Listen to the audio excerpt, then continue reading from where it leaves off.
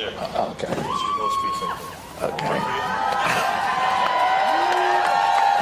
Thank you, Dale. And thank you, Cheryl, for that beautiful introduction and for making me the happiest man alive with the most unbelievable wife. I want to thank the other members of my family who are here, particularly Amaryllis, who's done such a great job co-managing the campaign, and my son Bobby, and Jackie, and Becky, and Anthony Shriver, and Carolina, and Eunice, and Chessie Shriver, and the other members of my family are here.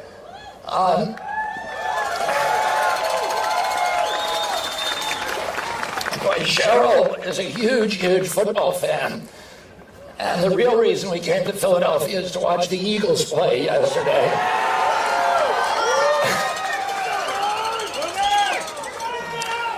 I want to thank also Louis Grassrope for giving the invocation today. Louis, as he said, is a tribal elder of the Lower Brule Sioux, the Lakota people in South Dakota. My father, about a week before he died, my father spent a full day at the Lakota reservation at Pine Ridge.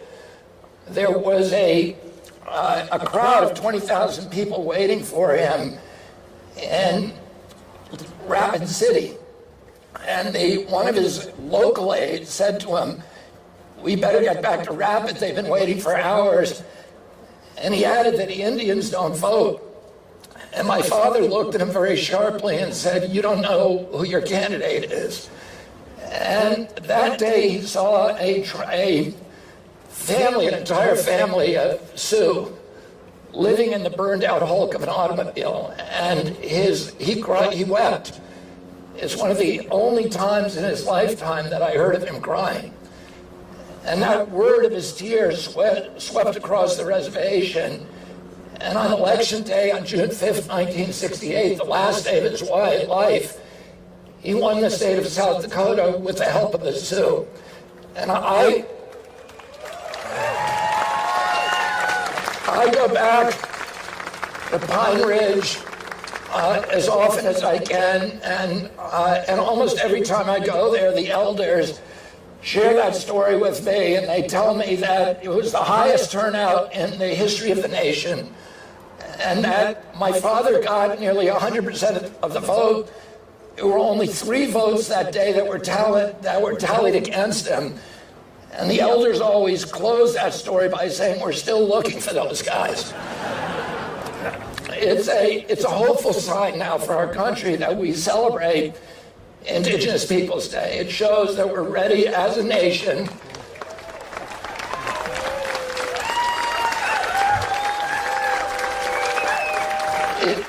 It shows that our country is now ready to explore and to tell each other the untold histories of those dispossessed people who have previously languished on the margins.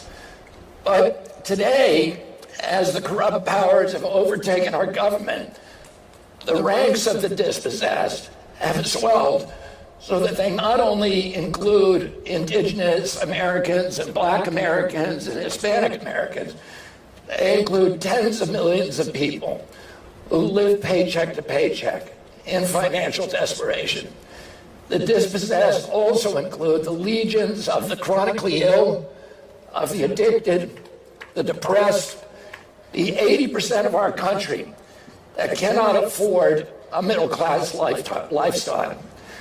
A rising tide of discontent is now swamping our country. There's danger in this discontent, but there's also opportunity and promise. The danger is that the demagogues will hijack it toward fascism, or that our rulers would defer to us to use it as a pretext for an attack on an existential enemy, another in the long pipelines of continuous wars. The biggest danger, and we've all seen on a day-to-day basis, is that they'll direct that discontent against each other. As Abraham Lincoln observed, quoting Jesus Christ, a house divided cannot stand. A polarized nation is easy for corrupt powers to manipulate and to control and to strip the wealth, its freedoms, its equity, its dignity. Those are the dangers. So what is the promise? The promise is of reunion. We are told today that our nation is hopelessly divided. But I found something different as I travel this country. The most hateful voices, of course, are always the loudest. But there are a lot of quiet Americans who are looking at disgust without the vitriol, the name-calling, and the venom. They want it to end. They want us to get along. They want to end.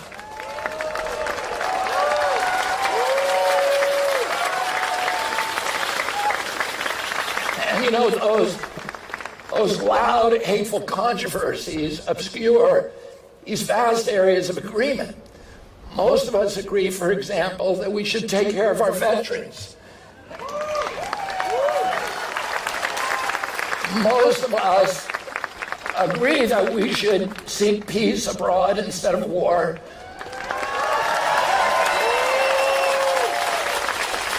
We all agree that teachers should receive decent salaries and respect. We all agree that housing should be affordable and that corporations should pay their fair share.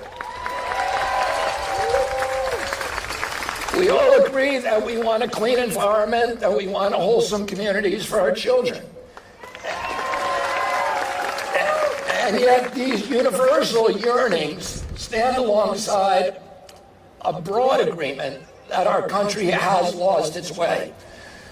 Americans are weary, they're tired of the culture war, the phony slogans, the politicians who use the partisan blame game to divide us against each other and keep us all at each other's throats. And people suspect that the divisions are deliberately orchestrated, and that getting us to hate each other is all part of the scam. And they're fed up with being fooled. They're ready to take back power.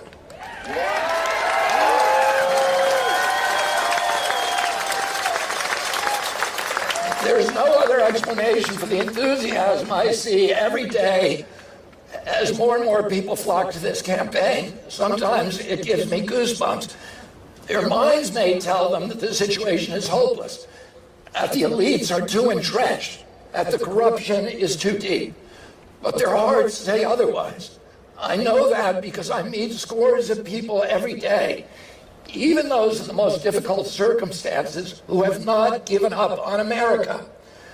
I've walked picket lines in Los Angeles with hotel workers who live in their cars because they can't afford rent. I visited mobile health clinics in the back routes and roads of Georgia where families get their medical care in the back of a bus. I've planted gardens in the food deserts in Watts and Cleveland. I've sat amongst migrant children at the border. I've met social workers and doctors in Yuma who treat these immigrants with kindness and heartbreaking generosity as if they were members of their own families. I've walked the fields with farmers in Kansas who can't drink from their own wells because they're poisoned by pesticides. These are members of the dispossessed now. I've sat at kitchen tables in Pennsylvania with parents working every hour that God gives them to afford a home of their own, only to get outbid by a hedge fund with a cash offer at the last minute. I've worked with veterans who serve honorably in foreign wars and come home then to a country that is bankrupted by those wars. I've eaten with small business owners who had to board up their dreams as Amazon cashed in. I've talked from moms from Nevada to New Hampshire who lie awake at home juggling unpayable bills, choosing between gasoline and groceries. I've met senior citizens who cut their pills in two to stretch out their prescriptions. and I pull dead fish from rivers that are clogged with chemical runoff and waste. And I've read stories to children who are devastated by chronic disease. It can all look pretty dark. We seem to be cycling from despair to rage and back to despair again. The country is sitting on top now of a powder keg. Americans are angry at being left out, left behind, swindled, cheated, and belittled by a smug elite that has rigged the system in its favor.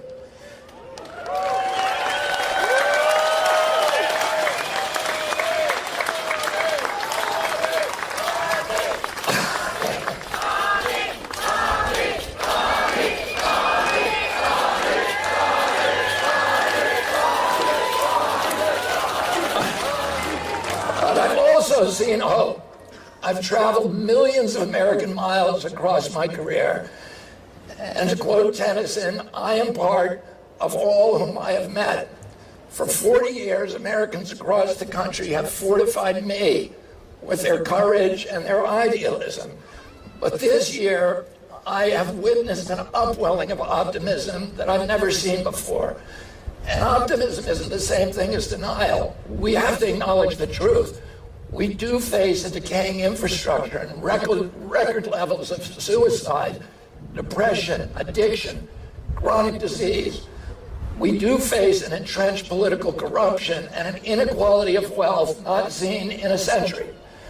But the good news is that people like yourselves are finally fed up. Something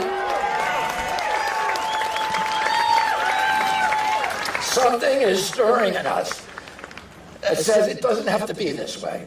People stop me everywhere at airports, at hotels, and malls, on the street, and they remind me that this country is ready for a history-making change.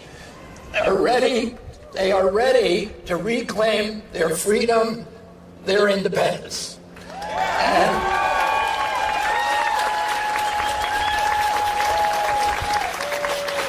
And that's why I'm here today.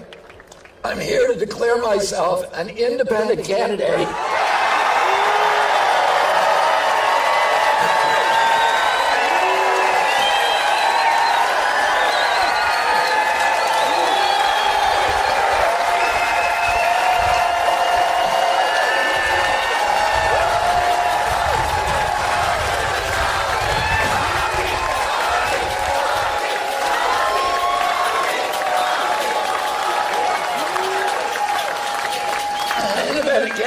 for President of the United States. That's not all. I'm here to join you in making a new Declaration of Independence for our entire nation.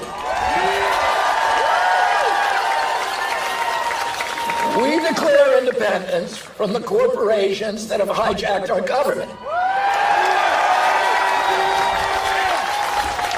And we declare independence from Wall Street, from big tech, from big pharma, from big ag, from the military contractors and their lobbyists. And we declare independence from the mercenary media that is here to fortify all of the corporate orthodoxies from their advertisers and to urge us to hate our neighbors and to fear our friends.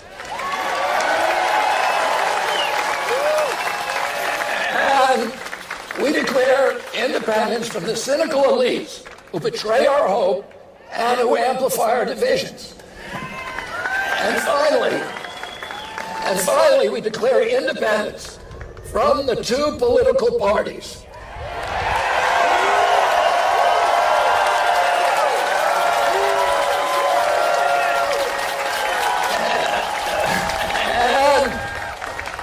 And the corrupt interests that dominate them and the entire rigged system of rancor, of rage, of corruption, of lies that has turned government officials into indentured servants for their corporate bosses.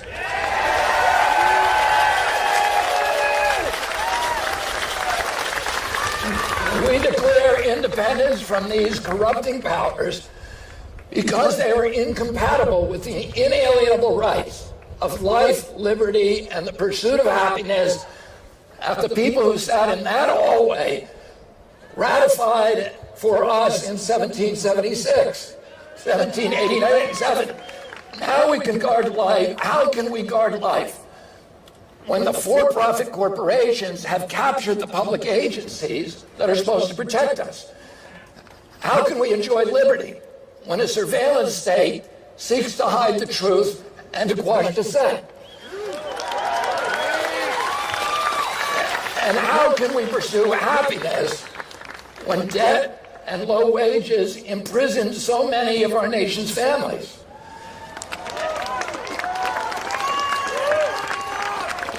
And so I've come here today to declare our independence from the tyranny of corruption, which robs us of affordable lives, our belief in the future, and our respect for each other.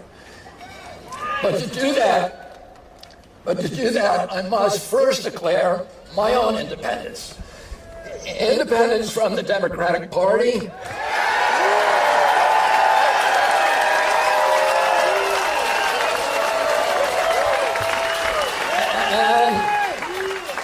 and from all other political parties.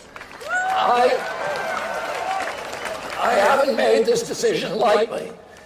It's very painful for me to let go of the party of my uncles, my father, my grandfather, and both of my great-grandfathers, Honey Fitzgerald, and Patrick, who was the first Irish Catholic ghetto mayor of Boston, and Patrick Kennedy, who was a ward boss in Boston. Both of them launched our political dynasty over 100 years ago. But my sacrifice is nothing compared to the risk our founding fathers took when they signed the Declaration of Independence 247 years ago. They knew that if their revolution failed, every last one of them would be hanged. They chose to place everything on the line. When John Adams put his pen down after adding his signature to the Declaration, he turned to those present and he said to them, sink or swim, live or die, survive or perish. From this day on, I am with my country. I'm going to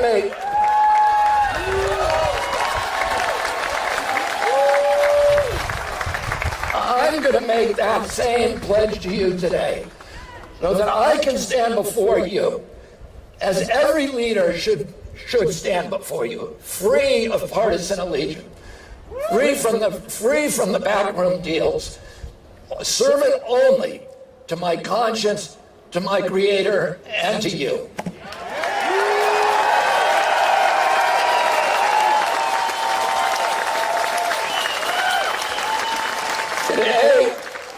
Today we turn a new page in American politics.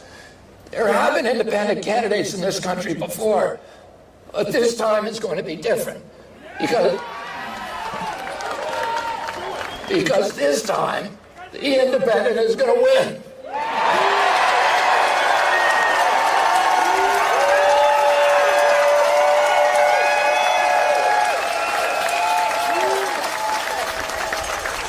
Three-quarters of Americans believe that President Biden is too old to govern effectively. President Trump faces multiple civil and criminal trials. Both of them have favorability ratings that are deep in negative territory. That's what two-party politics has given us. And that's why we need to pry loose from the hammerlock of the corrupt powers in Washington, D.C., and make this nation ours again.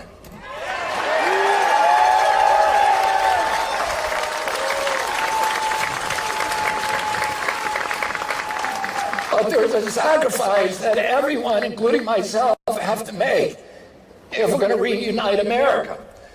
We're going to have to surrender the kind of political addiction that is ultimately at the root of all of these divisions. And that's the addiction to taking sides. Our nation's renewal is going to begin when we start to treat each other with respect.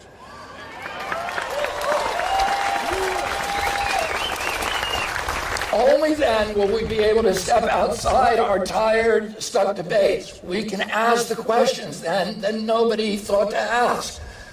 We can discover solutions that were right in front of our face. We will listen not just to the other side, but to those who are apart from any side. In a two-sided conflict, both parties have a kind of mutual dependency. Each side depends on the other to define themselves as good guys, in contrast to the other side, who of course are the bad guys.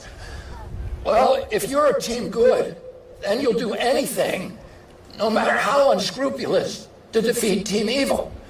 And that's why we've seen both parties sacrificing their core values and the foundational canons of democracy in an all-out in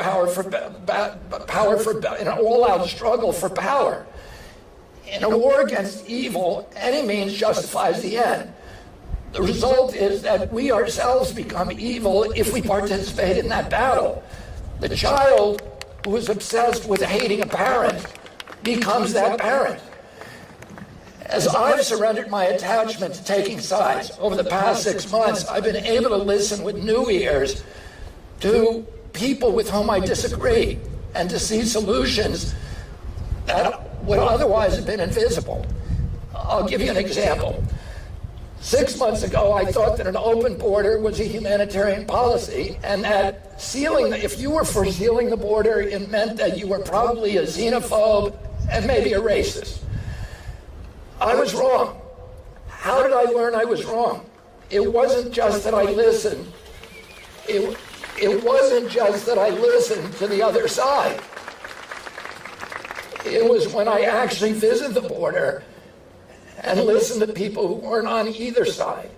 My views changed as I spoke to Border Patrol officers, to local officials, to local sheriffs, aid workers, and to the migrants themselves.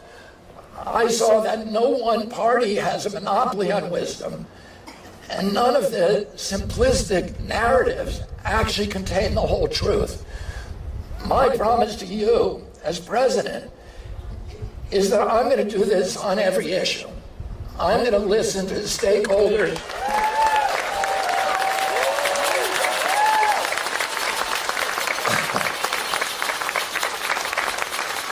I'm going to listen to the stakeholders from every side and beyond any side.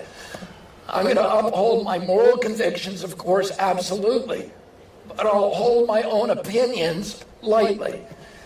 I'll look at the evidence and the arguments, and I'll choose not the easy path, not the established path, but the right path.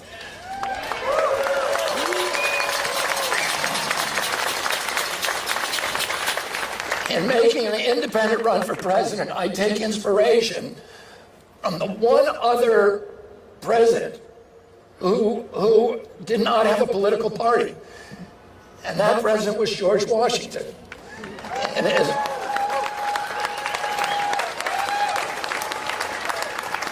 in his farewell address, Washington issued a prescient warning about the disastrous potential of party politics. Inevitably, he said, political parties will be taken over by a cunning, ambitious, unprincipled minority who will serve the interests of the party rather than the interests of the nation and usurp for themselves the reins of government. Washington's dire prediction has certainly come true. I intend to wrest the reins of both parties and return power to the American people.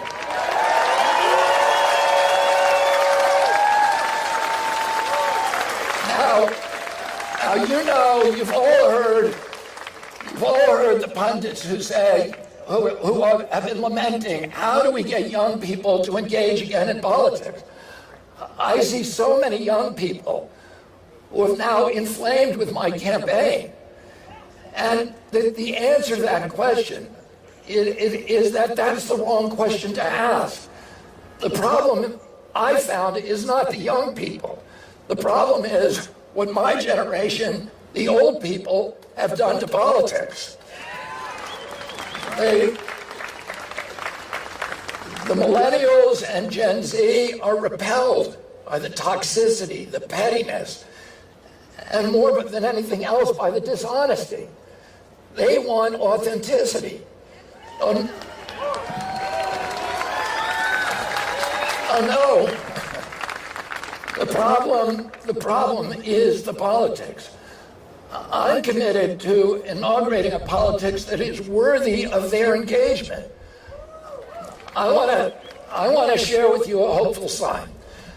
I'm proud to say that my supporters include both pro-lifers and pro-choicers.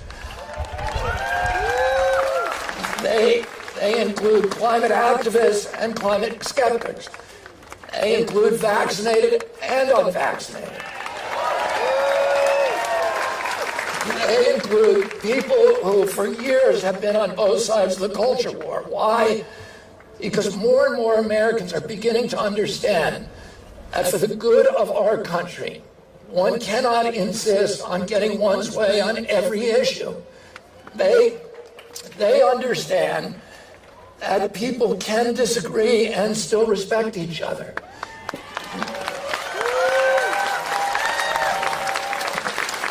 You can be pro-choice and not think that pro-lifers are women-hating zealots. You can support the Second Amendment and not think that gun control advocates are totalitarians who hate freedom. This is what I mean from independence. It's more than being independent of two existing parties. It's also independence from tribal thinking.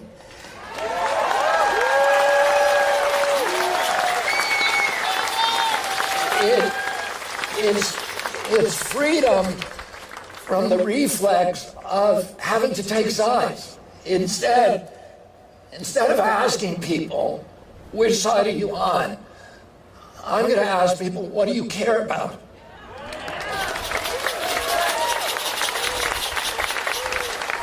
What do your children need? What is it like to be you? What do you love? Because our country is never going to heal if the formula, the only formula, is for one half of the population to vanquish the other half in a pitched battle. I'm happy to say that the old political alignments are dissolving. Right and left.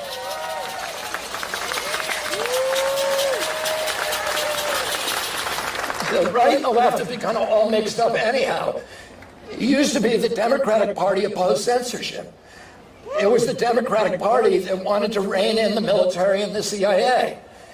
It was the Democratic Party that fought corporate influence. Remember when Wall Street and big corporations all supported the Republicans? Well, who is the liberal now, and who's the conservative? Who is the left, who is the right? These labels make less and less sense. And out of habit, we still group ourselves around the empty husks of those old alignments and threadbare ideologies. But now that habit is breaking down.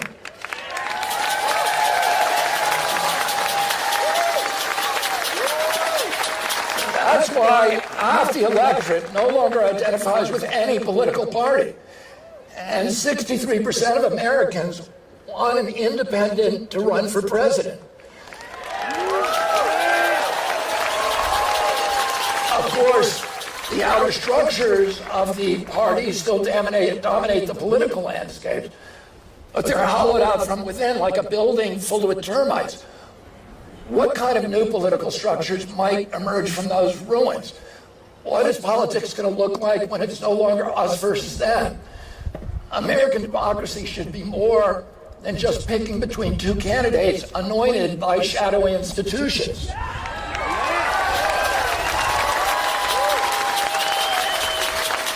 Big oil funds the Republicans. Big tech funds the Democrats. Big pharma and the military contractors make sure to give to both.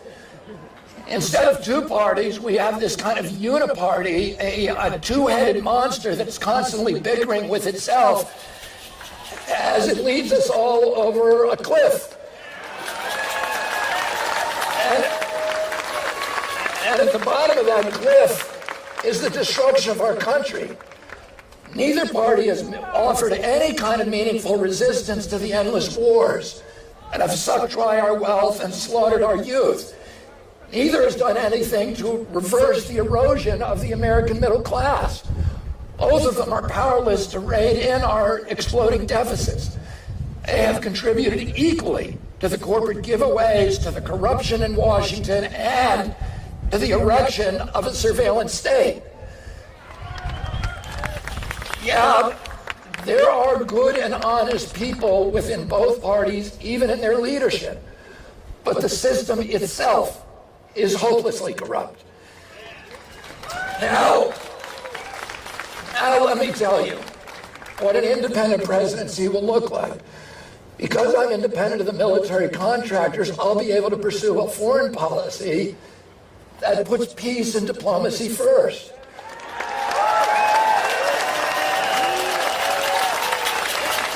And because I'm independent of wealthy donors, I'll be able to close the loopholes and giveaways that bloat our budget. And because I'm independent of Wall Street, I'll be able to rescue debtors instead of the banks during the next financial crisis. And because I'm independent of big polluters, I'll be able to clean up our soil, our water, our air, and protect our Purple Mountain majesty.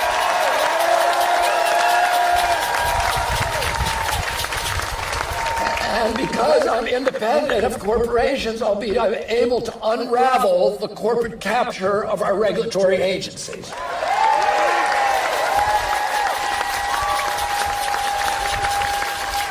And because I'm independent of both political parties, I'll be able to enact bold policies that are outside of the partisan conversation.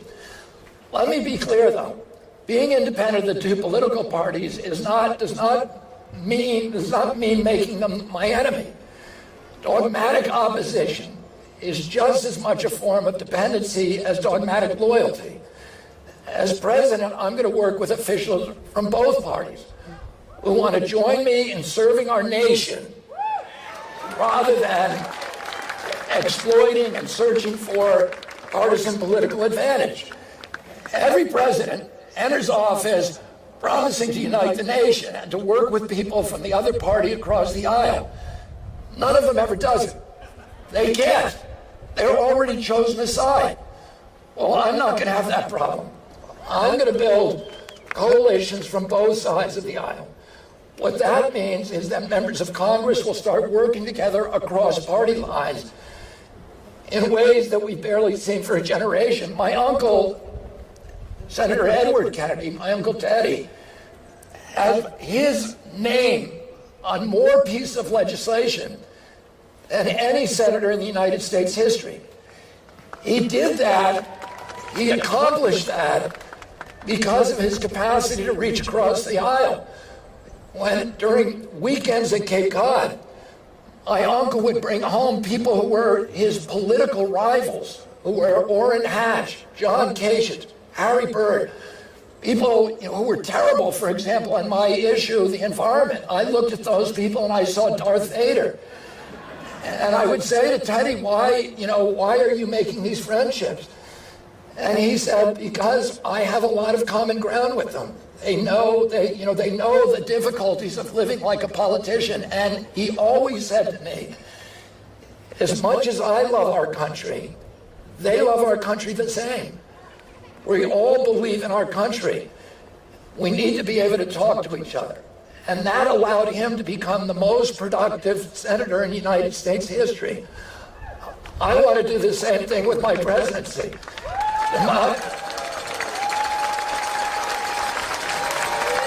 And I'm going to tell you that because of that, it's going to be very hard for people to tell whether my administration is left or right. Is it right-wing to support small farms? Is it right or left to pull our nation back from the brink of a war with Russia? Is it right or left to implement a tamper-proof election system that also guarantees that everyone has a right to vote? As long as we're locked in these habitual debates, the two parties are often blind to common sense solutions. The formula has left them unable to govern.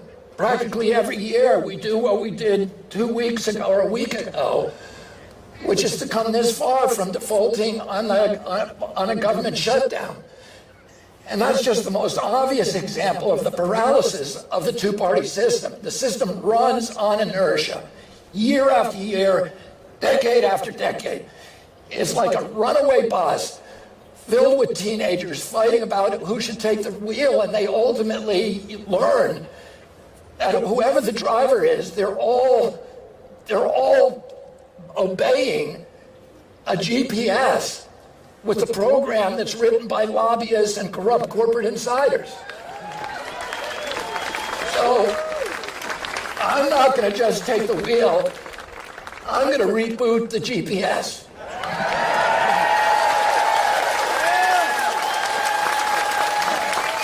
And you know who's going to set the new destination? You are.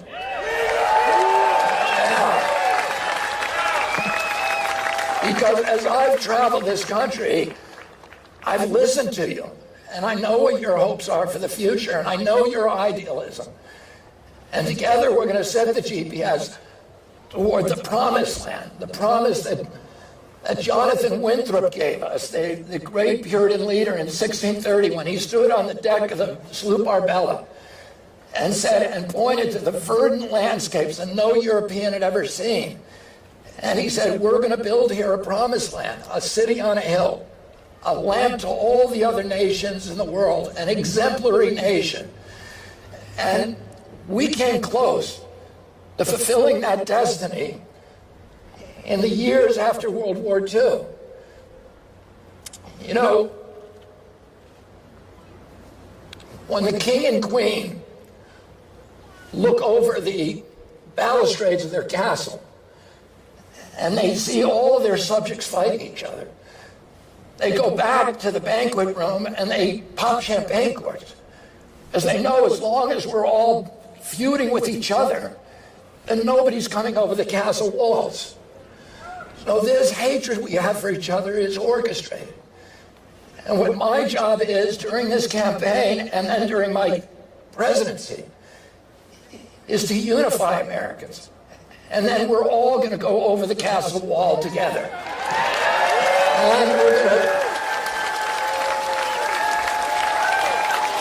And we're going to take back our country.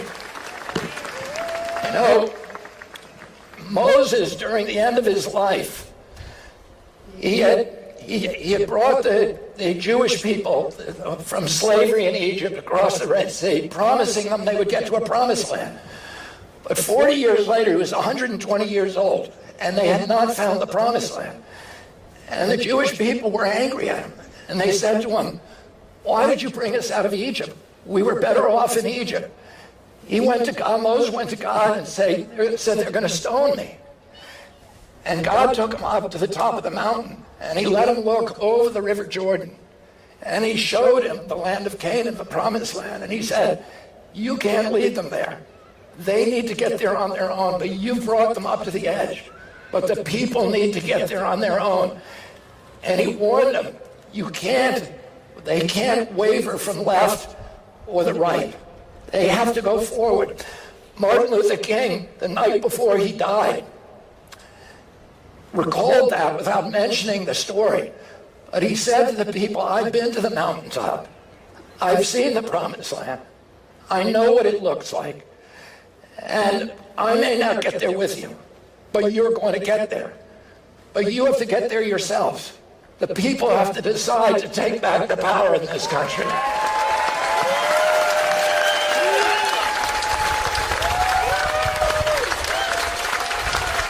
And I, of course, am no Moses or no Martin Luther King, and I am part of a movement where we are determined as the American people to go back and reach that promised land again. And I do know what it looks like, because I've had a glimpse of it during my lifetime. I know it's an America with a prosperous middle class, where if you work hard, if you play by the rules, you can finance a home, you can raise a family, you can take a summer vacation, You can put something aside for your retirement.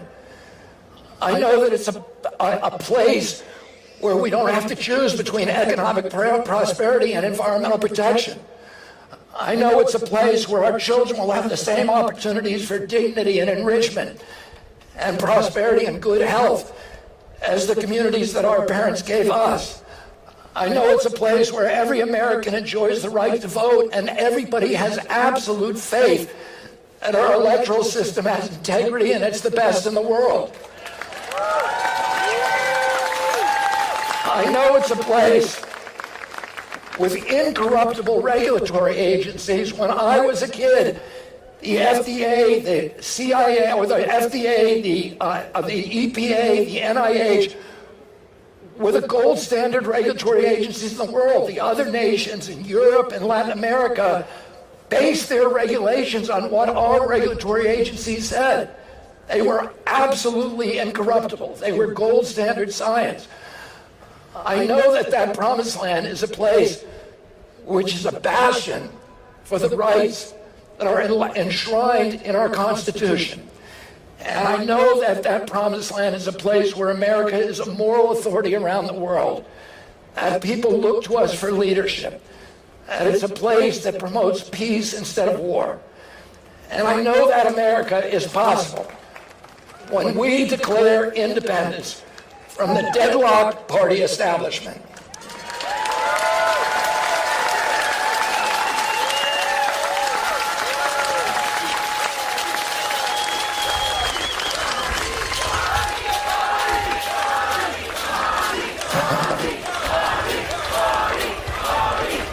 That is the America that's possible when we declare independence from the war machine that devours $1 trillion a year.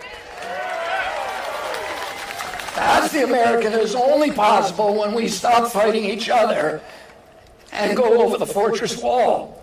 And that's the America that I'm going to serve when I become President of the United States.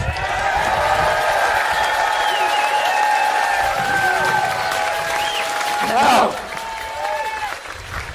the media pundits are going to tell you that we don't have any chance. They've given me a couple of first names. One of them is long shot candidate. And they say my impact is only going to draw votes from the other candidates.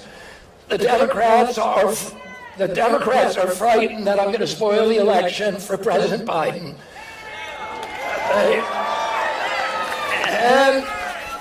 And the Republicans are frightened that I'm going to spoil it for President Trump.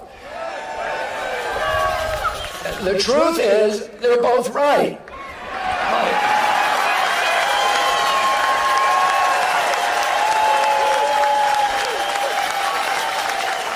And my intention is to spoil it for both of them. And only that inside the Beltway myopia deludes them into thinking that we have no chance of winning. I have seen the polls that they won't show you. I've sat at the kitchen tables that they don't bother to visit. I've shaken hands with tens of thousands of invigorated Americans over the past 6 months who are excited about a change. And I can tell you our campaign has ignited a movement that has been smoldering for years, a movement to reclaim democracy, to resurrect the promise of our republic, the promised land. And that's the real reason that the party elites in Washington and the insiders are terrified of my candidacy. They recognize an authentic challenge to their power when they see one. There have been anti-establishment candidates before, but none of them who understands actually how to get the job done. Unlike President Trump, I've been fighting corporate corruption and suing government agencies for 40 years. I know how they work, and I know how to clean them up. And unlike any president since 1963, I will stand up to the military-industrial complex.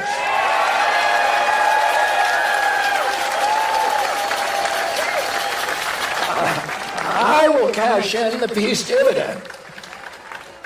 and I'll bring our troops home with honor. I'll rebuild America's strength from the inside out. What really terrifies the elites, though, is not me. It's what I represent, a populist movement that defies left-right division.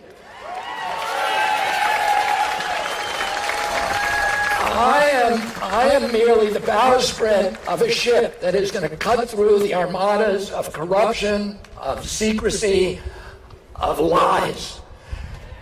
And except for the small minority of public officials who are actually corrupt, I'm going to tell you this secret. I am no enemy to the people of the two-party establishment, because guess what? They don't believe in it anymore either. They don't believe their own posturing. They don't believe their own rhetoric. That's why so many public figures, Democrats and Republicans, have told me quietly, I can't support you publicly, but I really hope you win.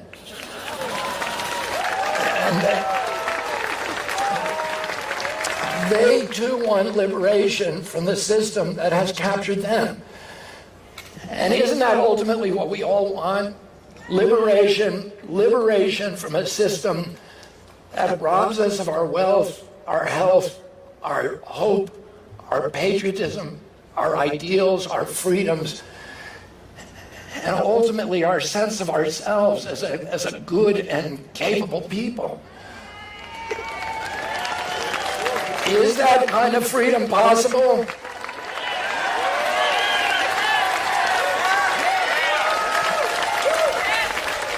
Is healing our divided nation possible?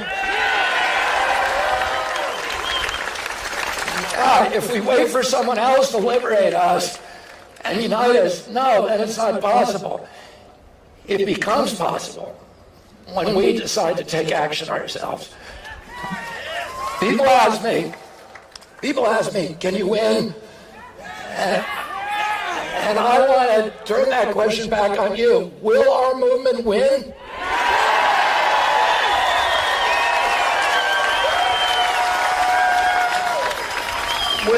Can this movement restore democracy, health, prosperity, and freedom?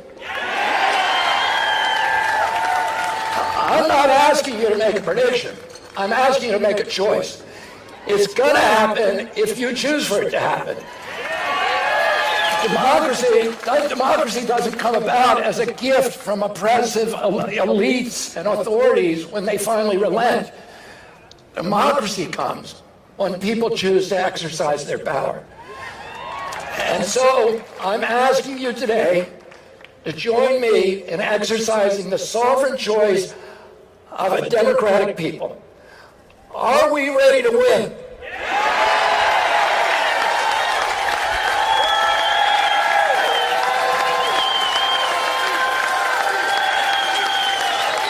Are we ready to win?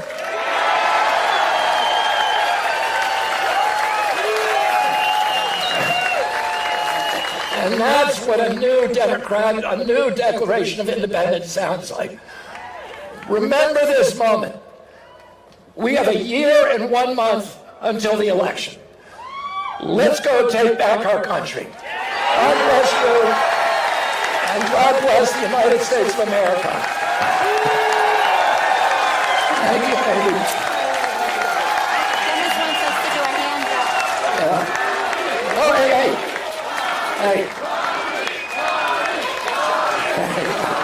I love you, man. Thank you. Yeah. Let's do a hands up. You too. Let's go.